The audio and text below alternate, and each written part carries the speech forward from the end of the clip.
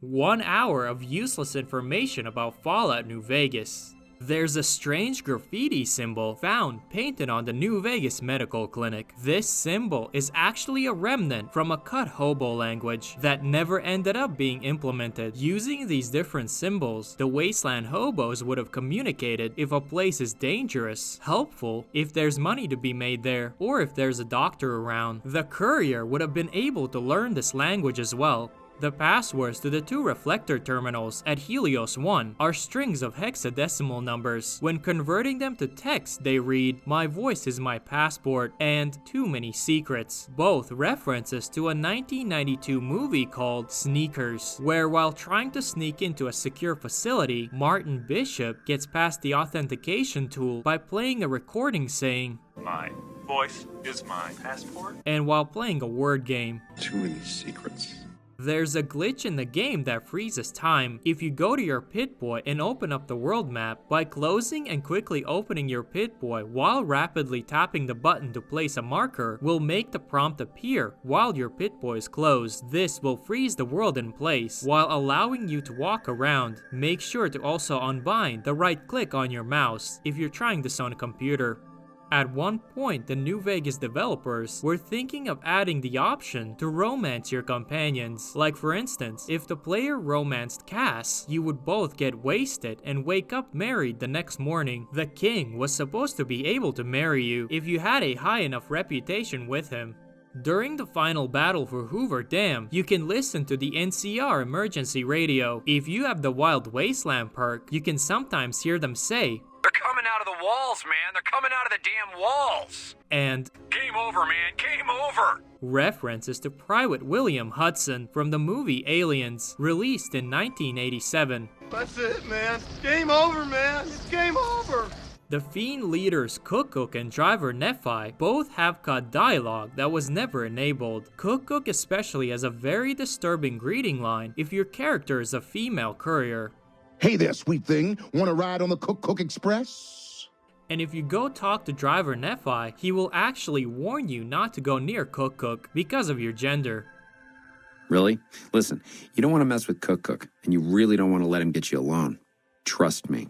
Joshua Graham was meant to appear in the cancelled Van Buren game made by Black Isle Studios. His nickname at the time was the Hangman, a former Mormon missionary and co-founder of Caesar's Legion. The player would have been able to have him as a companion, and statistically he would have been the best one in the entire game, but he would also be very evil and would in some ways make the game more difficult for the player, like a jinxed NPC, similar to the Pariah Dog in Fallout 2. According to one of the lead developers of Fallout New Vegas, Chris Avalon, the visual design of Joshua Graham is based on the DC Comics Unknown Soldier. The map located in the Enclave Remnant's bunker is an early version of the world map where you can see slight differences from the map we can see in the final game. Like for instance, Boulder City streets are shown on the map instead of how it is on the Pip-Boy. It also shows Freeside and New Vegas highlighted, similar to how DC is highlighted on Fallout 3's map. In the mess hall at the Nellis Air Force Base, you can see a couple of VR pods used as flight simulators by the Boomers. They look very similar to the ones found in Vault 112 in Fallout 3, where Stanislaw Braun had imprisoned your dad in a virtual reality program called Tranquility Lane. If you look at the pods the Boomers use closer, you can see on the screens various camera angles of that same Tranquility Lane. The Couriers Brain in the Forbidden Zone Dome can be heard humming the Begin Again song from the Dead Money's DLC. Begin again in the night.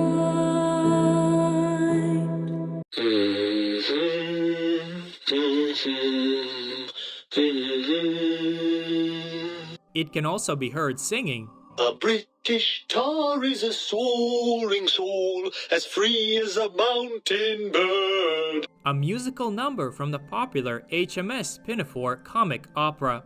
A British tar is a soaring soul.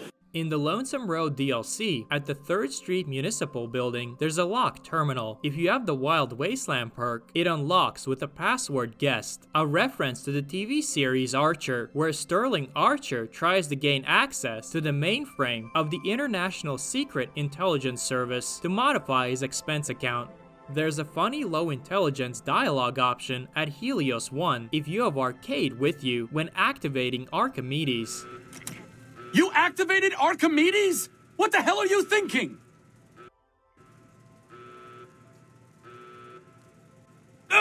You moron! You're gonna kill all the troopers down there! That's it! I'm out. Good luck getting out of this place without being shot to pieces by NCR soldiers, assuming they aren't going to fry to death. During the quest, you'll know it when it happens. You'll have to deal with the Legion assassin on one of the towers, trying to kill Kimball. Once you deal with him, you can use the ham radio to report on it. Report. Where you'll have a strange dialogue option saying, "We're all fine here, thank you. How are you?" Quit goofing off and clear the channel. I'll be damned if the president dies on my watch because you were screwing around. This is a reference to a Star Wars movie scene where Han Solo is pretending to be a stormtrooper. We're all fine here now, thank you. How are you? There's a graphics novel written by Chris Avellone called All Roads, a prologue to the main game. According to Avellone, it describes the storyline and showcases the cast and some of the locations in the game, while also providing a more detailed backstory on some of the major characters, like Benny. The novel leads right up to the opening cinematic and provides context for the initial setup. You've made your last delivery, kid. Sorry you got twisted up in this scene. So if you ever wondered what happened at the tribal village north of Goodsprings, or who Chance is, this novel will answer your questions. The ghost people found in the Dead Money's DLC have an unused behavior where they would worship holograms in the villa and the Sierra Madre, allowing the player to get around them without fighting. For instance, if this would have been fully implemented, the terminal found near the police station would have enabled a hologram to appear in the fountain, distracting the ghost people and allowing you to quickly sneak into the station to get Dog. Ezekiel, found camping near the 188 trading post, will reference the events of Fallout 1 and 2 when asked about the Great Khans. Oh my, yes, they're a fascinating tribe with a long and unfortunately tragic history. Where in Fallout 1, the Vault Dweller slaughters the Khans when rescuing Tandy, and in Fallout 2, the Chosen One doing the same to the new Khans in Vault 15, killing Darien. The original incarnation, much farther out west, was almost completely wiped out by one of those itinerant heroes so common in the post-war years. Then, of course, the new Khans suffered a similar fate, some say at the hands of the same hero, though of course the dates are all wrong for that. The Old World Blues DLC has a cut alternative ending where, according to the ending slide text released by Chris Avellone, you could have helped the think tank turn the whole Mojave into their own experimental playground. Only a picture of 5 Legion soldiers with space helmets flying in the sky remains, with the text reading, "The Legion East were systematically brain scrubbed and rebuilt so that all the inhabitants believed they were in ancient Rome on the moon." You can wear certain hats and headwear together with the Elite Riot Gear helmet at the same time, causing the two items to both give their benefits to you. This exploit works with the Centurion helmet, First Recon beret, Daniel's hat, Legion Explorer hood, and others. The Elite Riot Gear helmet can be found at the 3rd Street Municipal Building in the Lonesome Road DLC. Did you know that the visual design of the Lakelurk is based on the main antagonist Gilman from the 1954 movie called Creature from the Black Lagoon? In the Old World Blues DLC, Dr. Klein regularly mispronounces the word impossible as Unpossible. An interesting name from some language that's almost impossible to speak. Besides, there's no way such a thing could be accomplished. It's impossible. Which is also what Ralph Wiggum says in The Simpsons when told he's failing English. Me fail English? That's impossible. Dr. Mobius also says raisins instead of reasons. Oh, a variety of raisins. You're something of a homily. Referencing Futurama, where in the episode The Day the Earth Stood Stupid, the big brain in Fry's novel says, "Now I am leaving Earth for no raisins." Trying to learn more about Cass will reveal that she's the daughter of John Cassidy, the owner and bartender of the Spittoon, a saloon bar next to Vault City in Fallout 2. Dad ran a bar a long time ago, and it was a labor of love, Mom said. Didn't sound like it made her happy. Still, I'm guessing I got some of Dad's love of whiskey in me because the burn suits me fine. The player could have obtained him as a companion. He also suffered from heart issues. That's why Cass hates it when you use chems. My father had heart problems, and it ran down the family tree to me. Not looking to have my heart skip its last beat even if I considered putting that junk in my system, which I don't. Inside one of the maintenance closets, in the Sunset Sarsaparilla headquarters, you can find a robot called Mr. Janitor. Using the terminal there, you can activate him and he will begin cleaning the area. After a while, he'll finish up by dropping all that he collected in a garbage can and return to the maintenance closet. If you check that same garbage can, you can find a couple of hundred caps that the robot had collected and thrown out. Josh Sawyer, the project director and designer of Fallout New Vegas, has his own mod called J. Sawyer. It includes several technical fixes and tweaks, especially to the karma system. It also makes the game more challenging. Like for instance, it increases the amount of experience points required to level up by 33%. According to Sawyer, the mod consists mostly of changes he wanted to add to the game, but was unsure if the Fallout 3 audience would have liked them. That gun is a unique 5.56mm pistol found inside the Dynamite gift shop in Novak and is modeled after the pistol used by Rick Deckard in the 1982 movie Blade Runner. A 1-star challenge can also be completed by using this gun, where you have to destroy 15 robots with it, called Benefit or a Hazard. A further reference to the movie where when meeting with Rachel, Rick Deckard says, "Replicants are like any other machine. They're either a benefit or a hazard." A glitch can be utilized in Goodsprings that allows the player to receive unlimited amount of experience points. You must have 25 speech and 25 barter. After the initial tutorial, you must go and talk to Joe Cobb and offer him to kill Ringo. After doing so, go back and tell him that it's done. This will activate the glitch. Finish the conversation and then kill Cobb and his crew. Then go to Goodsprings General Store and talk to Chet, where you can convince him to donate supplies to the Powder Gangers. All right. I can give you some of my extra leather armor and spare ammo. This dialogue option can be infinitely repeated and will give you 25 experience points, as well as 9mm ammo and leather armor each time. There's a cut option in the Thorn in Red Lucy's terminal to shut down the power and release all the creatures there. Run! Beast got free! Death lines are loose! Get out of here! NPCs in West Side have cut reactions to it as well. Can't believe that the Thorn's no more. One of those beasts cut my friend in half.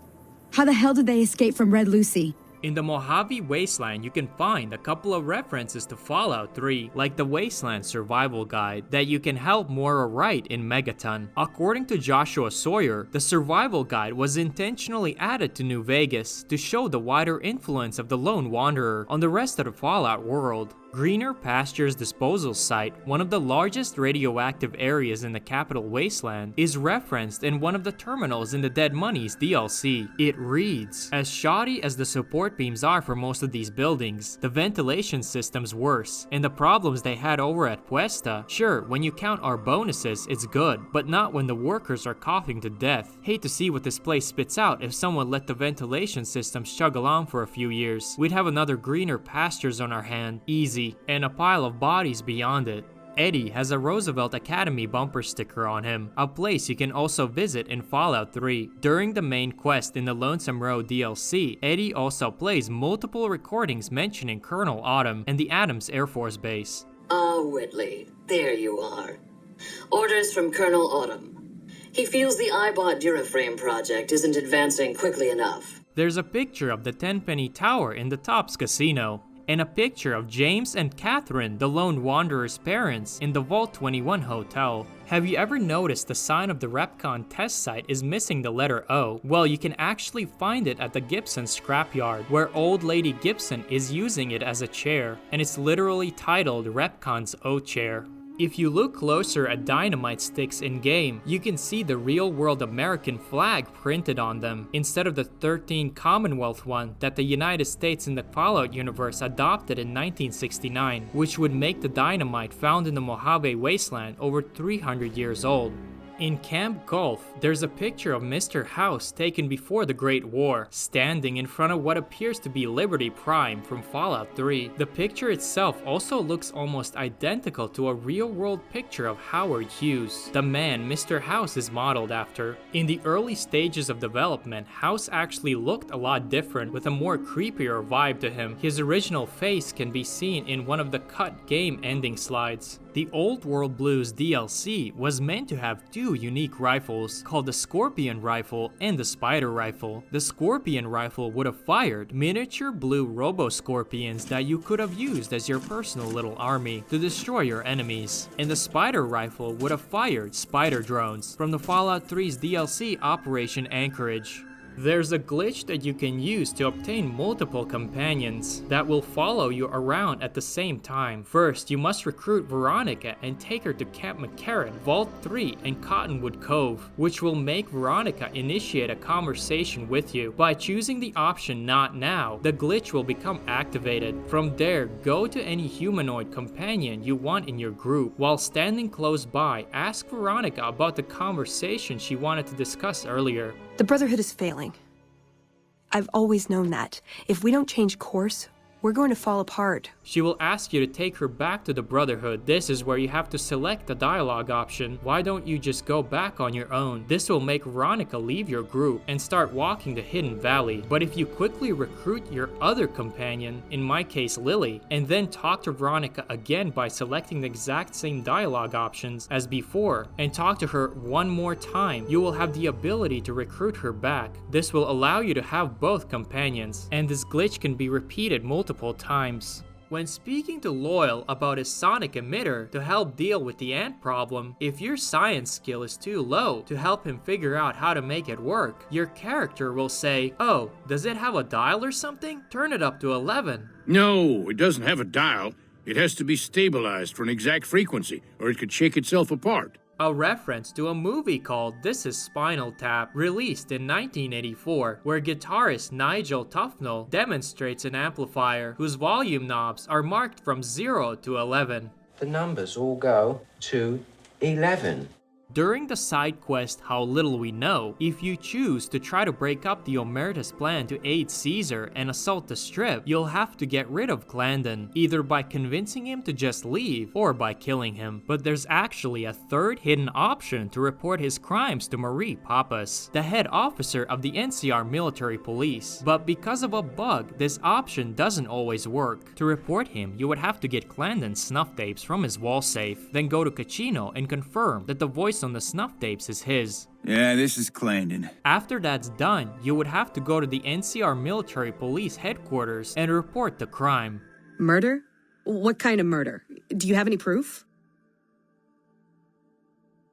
These are terrifying. Do you have any idea who the man is speaking on this tape? Clanden? Okay. I'll send some troops over there to bring him in. Sometime later, 4 NCR military police soldiers will enter Gamora and arrest Clanden. Clanden, under the authority of the New California Republic, I place you under arrest for murder. What? Are you kidding me? You can't do this. The Omertas aren't going to stand by and let you arrest me. The Omertas have no say in this matter. This is a legal matter now. You'll have to come with us. They will escort him all the way back to the police headquarters and place him into a jail cell. Caccino will also comment on the troopers arresting him. Yeah, we saw the troopers come through. I can't imagine things are gonna work out well for him.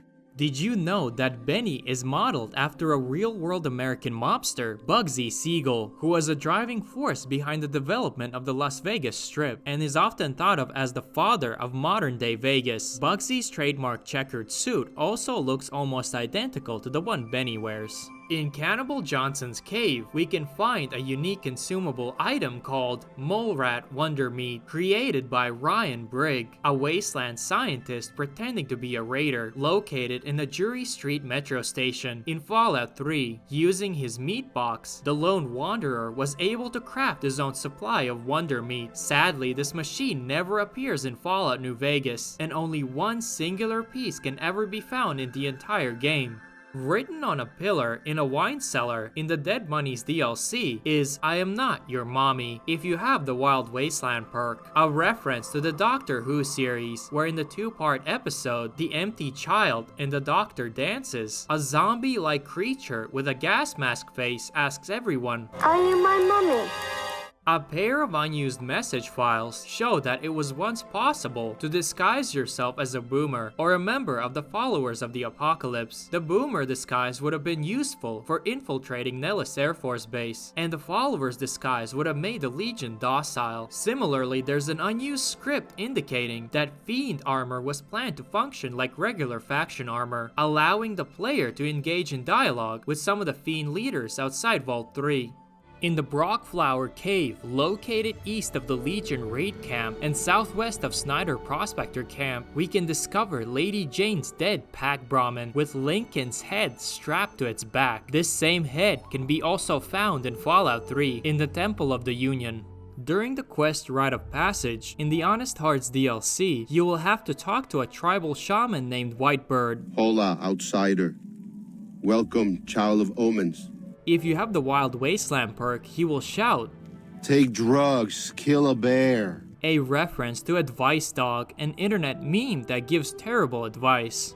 At the old nuclear test site in a shack, you can find a girl with red hair named Trash, who according to her diary moved there to try to become a ghoul because she was tired of her life, but instead of becoming ghoulified, she succumbed to fatal radiation poisoning. This is a reference to a movie, The Return of the Living Dead, where there's also a character named Trash with red hair and is obsessed with death.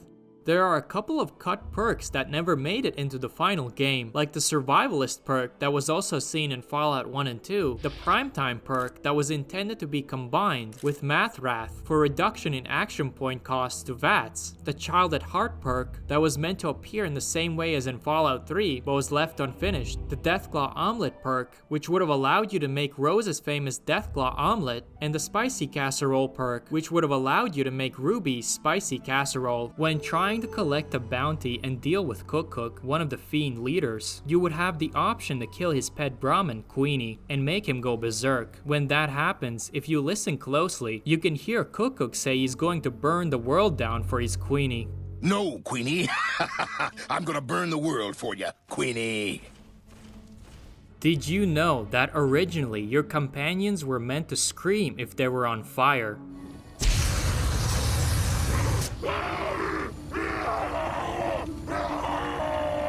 But the voice lines were eventually left unused.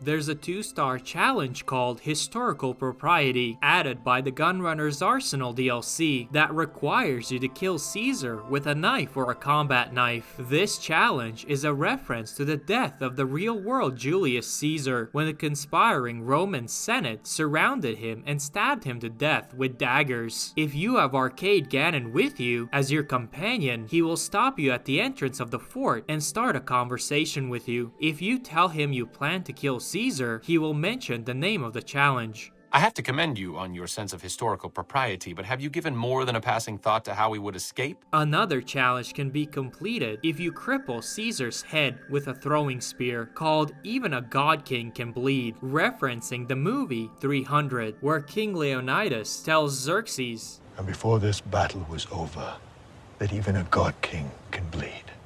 Gojira is an unused creature found in New Vegas' game files. Its model is identical to that of a fire gecko, but 3 times larger. It has its own unique fire breath weapon called the Gojira Flame, which has a base damage of 400 and a DPS of over 3000. It possesses 8000 health points. This creature was created by Seth Makagi to terrorize Camp McCarran just for fun. You can repair the broken generator in Sloan if you have a repair skill of 35 or higher. This will enable the lights to turn back on in all the buildings there. Chomps Lewis will also reward you with some NCR cash. It's nice to see things going the way they're supposed to for a change. I'm going to pay you out of my own pocket for this one. While adventuring around the Mojave, wherever you are, you can always tune in to Radio New Vegas, with a charismatic DJ giving news and updates about all the things happening throughout the wasteland. But have you ever wondered who even is Mr. New Vegas? Well, according to a blog post by Bethesda, Mr. New Vegas is an AI created before the Great War, 200 years ago, by none other than Mr.House. The blog post reads, Mr. New Vegas is interesting because he's just a voice on the radio. He has no body. He was created by Mr.House, so he's literally just a voice. He tells what's going on in the world. He's always upbeat, and he has some very bizarre lines. Another article by USA Today mentions Wayne Newton, Mr. Las Vegas, as the voice of a DJ programmed centuries earlier. When obtaining the Rawr's talent in the Lonesome Road DLC, you can craft it into the Fist of Rawr. If you have the Wild Wasteland perk, it will be renamed to Fist of the North Rawr. This is a reference to a Japanese manga series with a similar name, Fist of the North Star. Roy, Wayne, and Farris are 3 recovering victims found in the old Mormon fort. Putting their names together will reveal a reference to a famous pro wrestler, Roy Wayne Farris, who used to dress up as an Elvis impersonator. There are a couple of interesting armor pieces and clothing that got left unused, like the Repconn jumpsuit that was supposed to be found somewhere in Novak, a cut helmet for the Scorched Sierra power armor that has all its assets included in the game files but was simply left unused, an armored Vault 21 jumpsuit that can actually be seen in the ending slides of the game worn by the Courier, a Powder Ganger armor mask that appears as a white shirt fashioned into a homemade balaclava mask, a cut Vault 24 jumpsuit, and the Enclave Shock Trooper armor. In Vault 21, if you accidentally killed Sarah Weintraub, or if she died somehow, you wouldn't be able to purchase a hotel room anymore, and the vault would be left without a manager. But there was actually a cut Securitron meant to spawn in her place, with unique dialogue explaining who he is and what he was doing there. Greetings, citizen. Please, select your accommodation needs. Vault 21's previous manager is no longer capable of servicing your needs. Hotel arrangement functions are now purview of Mr.House. Proceed to your accommodations. Please, enjoy your stay at Vault 21. He was also able to assist locating the Euclid Sea Finder by directing the player to seek out a man in Freeside by the Eastern Gate. Predecessor's records indicate matching item purchased by nervous man wearing metal collar. Records indicate man requested free lodging and was directed to concrete building in Freeside. Transmitting coordinates. Since the bombs dropped, it's pretty hard for people living in the wasteland to find good clothing, especially when it comes to shoes. When visiting the boomers at Nellis Air Force Base, you can see some of the little boomers wearing pieces of rubber from old tires on their feet, repurposed as slippers. There's a blue toy car found in the prison building at Black Mountain, where Raul Tejada is being kept against his will. Reading the messages on the computer terminal next to the toy will reveal the owner, a Night Kim named Cuddles, who wanted Raul to make the car drivable, but because of his low intelligence didn't understand that it's impossible to do so. Leaving the terminal, we can discover that the name of the toy car has changed to Cuddles Toy Car, which makes it a unique one-of-a-kind item. When having a wild child reputation, in some towns like Goodsprings or Novak, you can receive a discount from at least one of the merchants living there. I've got to hand it to you. You've done good things for Novak, but you've also got him a little scared of you, and that's great for business. As long as you keep it coming, I'll get you some things a little cheaper than they should be. I respect the way you've conducted yourself around here. Reminds me of myself in some ways. From now on, you want to buy from Chet's. I'll give you wholesale prices. If you have a wild child reputation on the strip, Mr. Holdout will give you a discount and say, "It's an honor to have my wares used by such a wild badass. Cuts on the house, friend."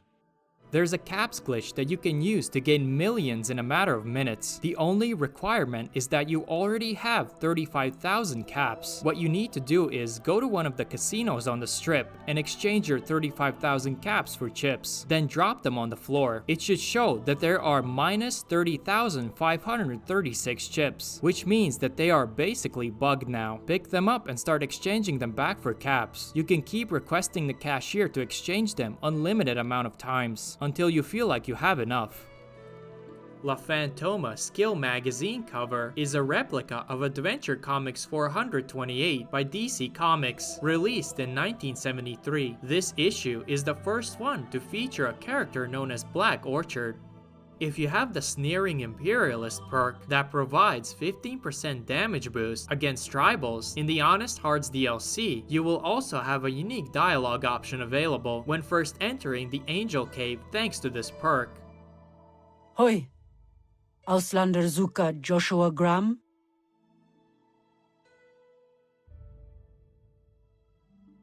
Scheiß! Would kill you myself. But Joshua says no harm to visitors until harm done to us. Go, Auslander. Meet Joshua. We see how long you talk like that. At the end of the DLC, if you chose to side with Daniel and help the Sorrows escape from Zion just before the escape tunnel, you will be confronted by Saltabon Wounds, with whom you'll have another dialogue option. Foolish Outman. You best white legs you think. By my spear, you die! You mock white legs. You die now! And the same if you side with Joshua Graham. Outman. Kunaman mad. He kill all white legs. You talk. You stop! Baika Kerr. You devil!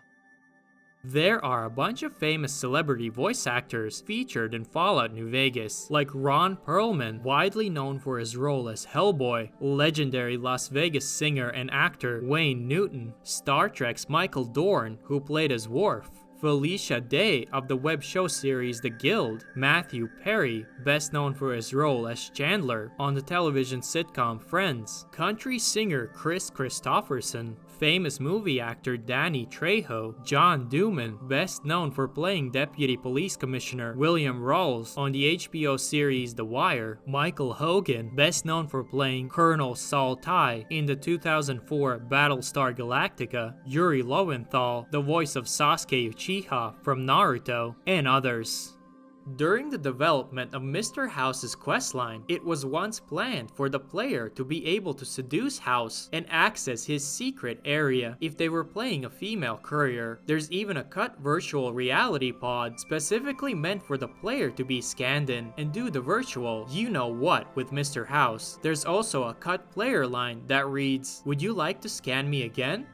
You can encounter Fantastic during the second battle of Hoover Dam, where he can actually be helpful to you if you sided with the NCR. First, to make him appear there, you need to complete the quest That Lucky Old Sun at Helios 1 and send all the power to McCarran and the Las Vegas Strip, which will allow Fantastic to take all the credit for it, and after 3 days, be transferred to Hoover Dam, where he'll be working with Mike Lawson, the head engineer. Well, he mostly stays out of the way, which is a good thing.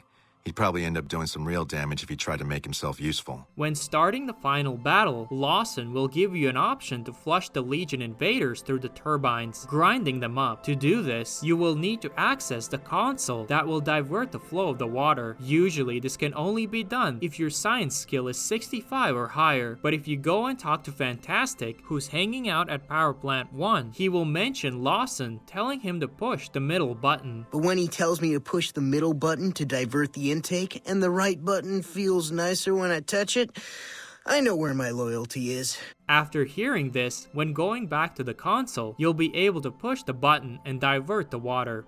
South of Nipton Road Pit Stop, a terrifying discovery can be made. Surrounded by multiple giant rat scorpions is an unmarked location called Scorpion Burrow, containing a gigantic rat scorpion queen with multiple deceased victims scattered throughout the cave system. What's interesting is that one of the victims is a Wastelander with 5 Sierra Madre chips on him, perhaps a survivor who managed to escape but ended up bumbling into the burrow and dying anyway. If you kill all the rat scorpions in the burrow, after 7 in-game days they will respawn, but without the queen. Another unpleasant location can be found inside a dilapidated barn, where an entrance to an ant mound is located, guarded by giant mutated fire ants. Inside the mound, tunnels can be discovered with smaller worker ants and a strange noise.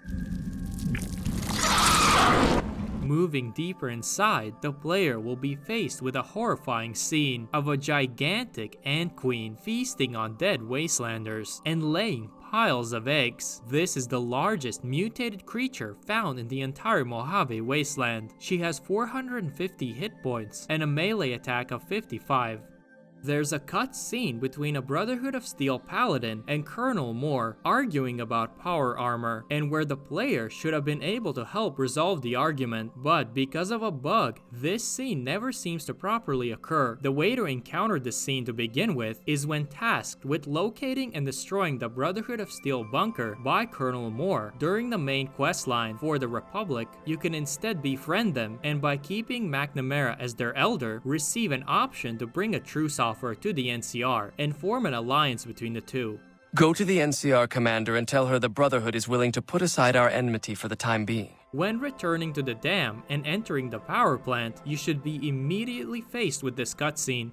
This is unacceptable. We demand the immediate return of our power armor. A battle is about to be fought out there. To come here requesting our men to give up their armor is insane. It is not your armor. That power armor is property of the Brotherhood of Steel, and you have no right to claim it as your own. For those who don't know, most of the salvaged power armor that the NCR equips their troops with have been taken from the Brotherhood during the multi-year war between the two. NCR technicians stripped out the joint servos from the original armor, making it more difficult to use, but allowing those without special training to utilize it. Now there are a couple of ways we can resolve this argument. First, we can talk to Paladin Todd. NCR? No better than common thieves. Where do they get off stealing our armor? He is the envoy sent by the Brotherhood of Steel to sign the truce agreement with the NCR. Unlike most Brotherhood paladins who wear the T-51B power armor, Todd is wearing the more inferior T-45D armor instead. With a speech check of at least 40, it's possible to convince Todd to allow the NCR to continue using their armor for the second battle of Hoover Dam. It would mean more people better protected and able to fight. But if your speech is not high enough, he will respond with, Yes, it would be. We can't have outsiders running around using our technology. You can also just let them solve this issue on their own. I'm sure that we can. Another option is to talk to Moore. Damn Brotherhood. Bunch of elitist jerks. What were we to do, leave good armor out in the wastes to rust? And by having a speech check of at least 60 or higher, convince her to give up the power armor. Fine. This isn't worth the trouble to fight over. Not having a high enough speech skill, just like with Todd, will result in her dismissing the player's request. No, we have men to outfit and are putting it to good use. And again, you can just leave them to resolve this issue on their own. Wait for me downstairs. This won't take long. Which can result in 2 outcomes. One where Moore would give in and agree to give up the armor. You know what? I don't need this right now. We'll take off that goddamn power armor if it'll just shut you up. And the other, that I haven't personally been able to trigger, where Moore would order her soldiers to deal with the paladin and kill him, keeping the armor. If you try to convince the Great Khans to break their alliance with Caesar, during the quest Oh My Papa, Karl, the Legion Frumentari, will send assassins to kill you. Karl sends his regards. I'm afraid not. Our instructions were very specific. You have to die. If you defeat them all, Karl himself will appear a few days later, dressed in his Legion armor, and will attack the player. You've been a persistent annoyance, and I had hoped to avoid this. but it seems I have no choice but to deal with you myself. A unique, terrifying presence speech check can be used against him to make him flee from Red Rock Canyon. No! There's an interesting theory going around on the internet about Nobark Noonan being the Chosen One from Fallout 2. Since the Chosen One was born in 2221, by the time of the events of Fallout New Vegas in 2281, he should be an old man aged 60 years old, just like Nobark. While on air with Mr. New Vegas, he mentions learning magic from a talking cave rat, most likely referencing Brain, the talking mole rat that can be encountered in Fallout 2. Don't you laugh at me. I know a spell that'll make you show your true form. Cave Rat taught it to me. When asking about Benny, Nobark says he was trying to stay hidden from aliens that can only see in black and white checkers. Sure have. Camouflage, that coat was. Trying to hide from extraterrestrials what can only see in black and white checkers. Possibly alluding to Wanamingos, mutant creatures that have horrible vision and are also often called aliens. They only appear in Fallout 2. That gun, found in the Dynamite gift shop, is almost identical to the original .223 Fallout 2 pistol that the main character uses, and it can only be found in that specific gift shop in Novak, which many speculate could have been left there and forgotten by Nobark. A wrecked highwayman can be found south of the town, with a footlocker in the open trunk containing energy cells and microfusion cells, referencing the Christless highwayman from Fallout 2 that used energy cells as fuel and was able to be driven around by the Chosen One. Because of its close proximity to Novak, it's theorized that Nobark, aka possibly the Chosen One, crashed his car and just settled down at the nearest town, maybe also suffering brain damage from the crash. That's why he doesn't really remember anything. But what do you guys think about this theory? Could it really be him? Nobark also has cut voice lines that were meant to play when either he won a caravan card game, Nobark wins. A few more like that and the curse will get lifted for sure. or he lost to the player. Dang it. Should have known you was getting caravan hints from the bloatfly spirits would live in these parts. Well, I'll be cold and rotten before I let them get the best of me. Let's go again. The dreadlocks worn by the Whitelegs tribe in Zion are a tribute to Ulysses, who was responsible for teaching them how to wage war on New Canaan and provided them with weapons. By changing their hair, they wished to show respect. In a holotape in the Lonesome Road, Ulysses talks about how offended he was by this action and how ignorant it was. They brought me before the campfire one night, showed me how they changed themselves, how they wore their hair now. It was like my entire dead tribe in the firelight, teeth grinning red in the dark, eager corpses, blood-covered ghosts. They had taken my braids, the way of the twisted hairs, as if it showed they were like me, of me, while every knot in their braids spoke of violence and ignorance of what the knots meant. They thought to show respect. Defiled it. When confronted by Brotherhood of Steel members outside the bunker during the quest I Could Make You Care, if you have the Terrifying Presence perk, you can threaten to cast down their codex. After the Brotherhood members run off, Veronica would ask if you were joking about the codex. You were kidding just now when you said that thing about the codex, right?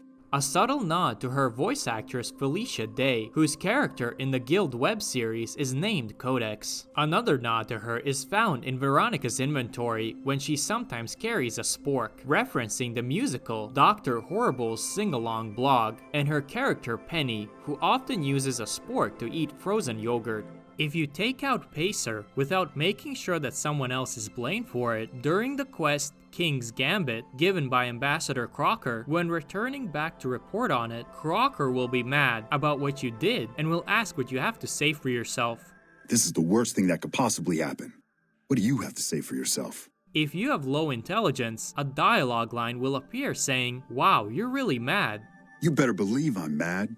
You waged a one-man campaign to drag our good name through the mud, and I'll be held accountable. You probably don't even know what I'm talking about. Ugh, This is what I get for hiring an idiot to do such an important job. Here, just take this and go. I have damage control to do. Wait, I'm supposed to send you to Colonel Moore up at Hoover Dam. The why she wants to see an imbecile like you is beyond me. So go to Hoover Dam and see Colonel Moore. Got it? Hoover Dam, Colonel Moore. Maybe it's time to retire. In the X8 Research Center's high school testing area, if you have the Wild Wasteland perk, the word Wolverines will appear to be spelled out on one of the walls, referencing a 1984 movie called Red Dawn, where a group of teenagers form a resistance group during a Soviet invasion called the Wolverines. If you're playing as a female courier and have the Black Widow perk, when confronting Benny at the tops, you'll have an option to convince Benny to have some fun with you. All right, honey baby, this is all kinds of wrong, but to my suite it is. 13th floor, don't keep me waiting.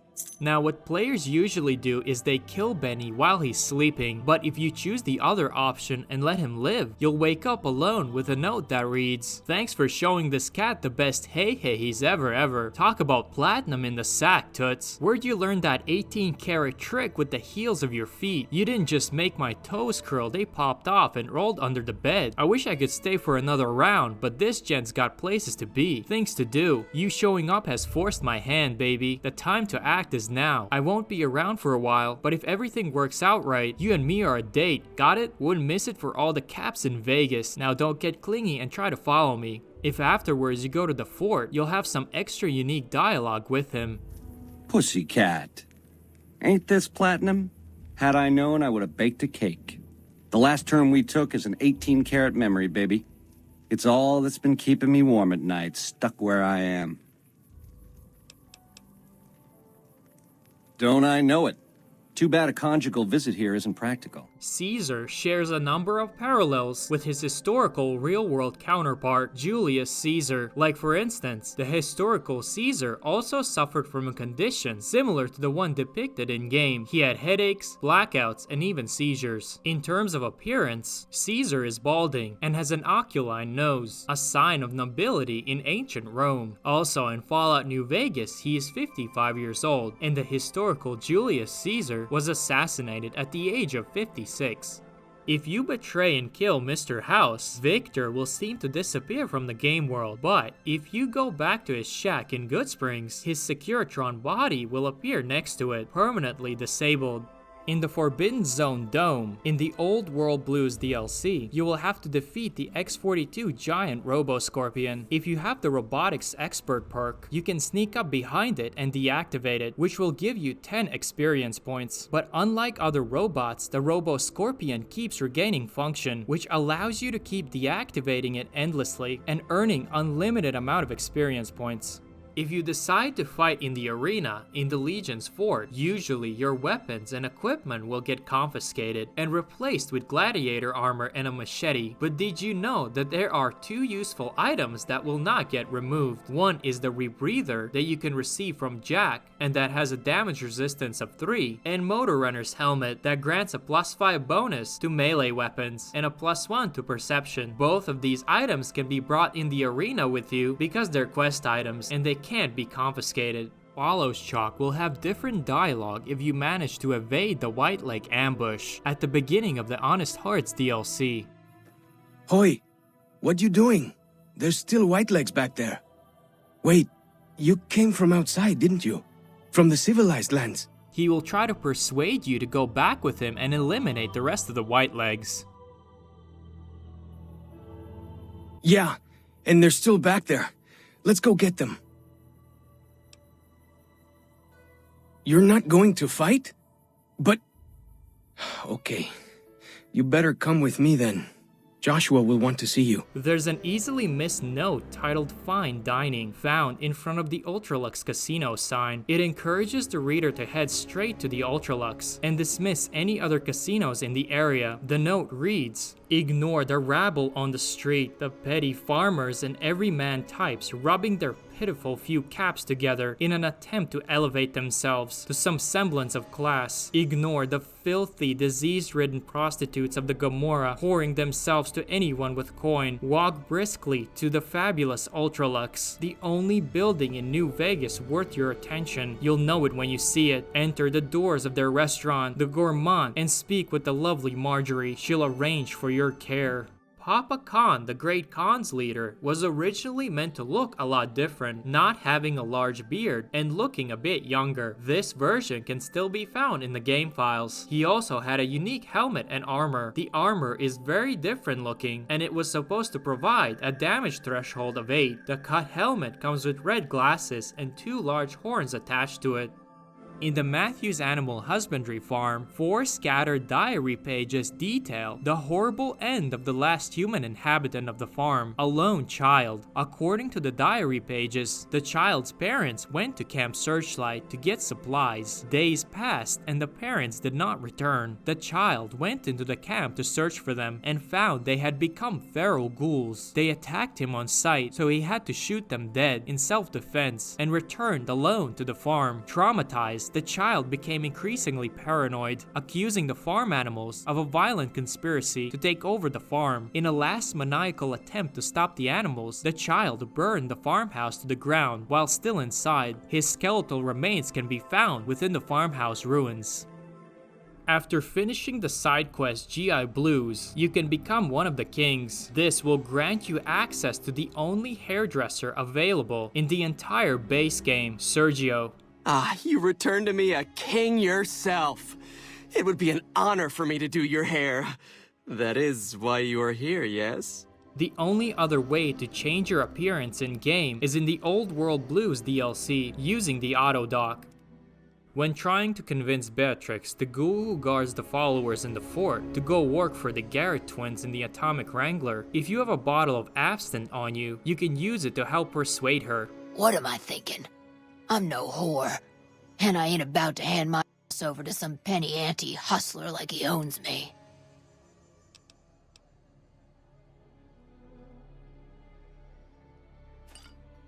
Absinthe. Haven't had a taste of that in decades. If they keep bottles stocked at the Wrangler, hey, you can count me in. I'll head that way and talk to Mr. Garrett. There's an easily missed medic located at Camp Gulf called Doc Sawbones, overseeing the health of all the rangers and NCR troopers stationed there. No, sorry, we're totally unprepared to deal with radiation sickness. Just kidding, of course I can't. He has a couple of funny responses to the player. For instance, if you come in asking for treatment but don't actually have any injuries. You gotta be kidding me. You're fine, this is just a ploy to get a free sucker, isn't it? Or alternatively, if you have really severe injuries. I wasn't gonna say anything, but when you walked in here, I thought you were a ghoul. We better get to work on this quick. All right, just hold steady. You want a shot of whiskey to calm your nerves? Mind if I have one? Little doctor humor there. If you have the Wild Wasteland perk, Mobius will mention keeping several Plan 9s in place instead of Plan Cs. I suspect I have Plan 9s in place, but I may have coded myself to forget them, just in case. They're probably very dangerous, lethal. A reference to a science fiction horror movie called Plan 9 from Outer Space, where in the storyline, aliens seek to stop humanity from creating a doomsday weapon that could destroy the universe. When fixing Rhonda, Tabitha's broken robot companion, and leaving the storage building, it was initially intended for the player to be confronted by not only Tabitha, but 6 other Nightkin in an ambush scenario. Rhonda? Is that you? This would have made any violent resolution to the quest Crazy that much more difficult.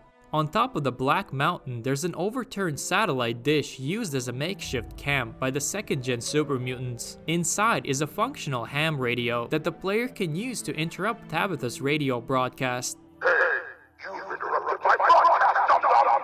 So there better be a conclusion! What is it? In the base game, if you have a speech skill of 75 or higher, you can trick Tabitha and announce that the Dum-Dums are revolting, which will make her order her Nightkin to attack the other super mutants. But there's actually another HUD speech check that you could have used to achieve this, by learning somehow that Tabitha was paranoid. Using this information, you would have been able to announce to her that from now on the super mutants will be following Neil instead.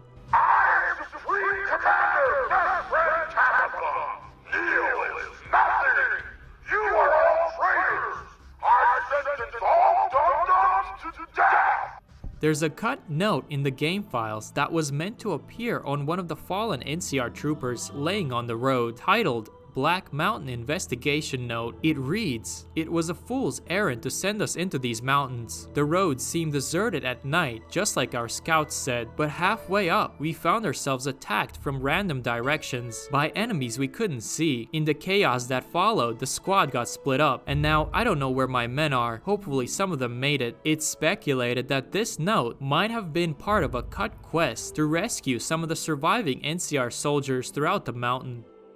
You can stack the skill trait, which will add 10 points to all your skills, plus another 5 once you get to the auto dock in the Old World Blues DLC. When creating your character in the beginning of the game, select the skill trait together with whatever other trait you want. This will give you plus 5 points to all your skills. Then start walking away from Goodsprings until you get the pop-up to revise your character and click rebuild. When rebuilding, again pick the skill trait. This will add 10 points to your every skill. Alright, just try to relax. This won't hurt. Once you get to the Sync's auto dock in the Old World Blues DLC and install the auto docks module, you will have the ability to reselect your traits again, which will add another 5 points to all your skills, and the negative 10% experience penalty will not stack. There's a way to duplicate items in the game. The way this works is, first you must go to your gameplay settings and switch on the hardcore mode. Then find a container in which you have the item you want to duplicate. It's important to remember that this will only work when you first open the container, and you can only duplicate items that are already found in there. Now, if I want to duplicate a stim pack found in this container, I must remove everything else out of it, then place in my 200 10mm rounds of ammo, 200 because I want 200 stim packs. It can be anything you want as long as the item's weight that you placed in exceeds 6 and appears above the item you want to duplicate. Then left click on the item you placed in and immediately after press the A button. If you do it right, a pop-up message will appear asking you how many items you want to take, and by pressing OK you will receive 200 stim packs instead of just 1. Afterwards you can go into the settings again and disable hardcore mode. While having the Wild Wasteland perk in Higgs Village, a doghouse can be found containing a miniature Deathclaw named Stripe. This creature is actually a reference to the lead antagonist in the film Gremlins. He had a preference for chicken, which is why there's a chicken leg present next to the Deathclaw. At the end of the film, the Gremlin leader dies in a fountain, similar to the one in the center of Higgs Village. That's why also Stripe refuses to go near it. There are Cut Legion male slaves found in the Gek, with their own unique dialogue reacting to your gender if you're a female courier. You're a woman, and yet you wander free. Huh. You're a woman, and yet you wander free? Huh. They can also comment on your reputation with the Legion. The Legion hates you. Why do you come here? The Legionaries speak highly of you. I'm not worthy of your attention. Your companions. One of the burned people walks in our camp. What is that thing? I've never seen a blue mutant. And the general actions you take while playing through the game. That was quite an explosion a while ago. We felt the ground shake. I've heard that a great enemy of the Legion was assassinated in New Vegas. They even have voice lines for the cut post-game world, where either Mr.House wins. The leader of New Vegas and his army of robots has defeated both the NCR and the Legion. What will happen now? Or the NCR. There's talk that many of the ranking Legionaries will be beheaded for allowing the NCR to defeat the Legion yet again. There's a unique low intelligence encounter with Dazzle in the Gamora's courtyard, where you can get away with hiring her for only 25 caps. 100 caps, no kissing, no rough stuff.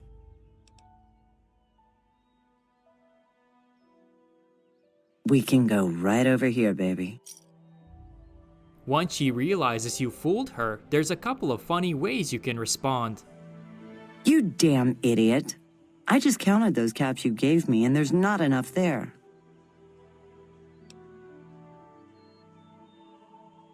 I figured you were a bit slow, but I never thought that... Forget it. It's done. So, what else did you want? If you have a high luck stat during the quest at Tumor Brute when performing brain surgery on Caesar and not having a high enough medicine skill, an option will appear to trust in your luck and perform the surgery anyway.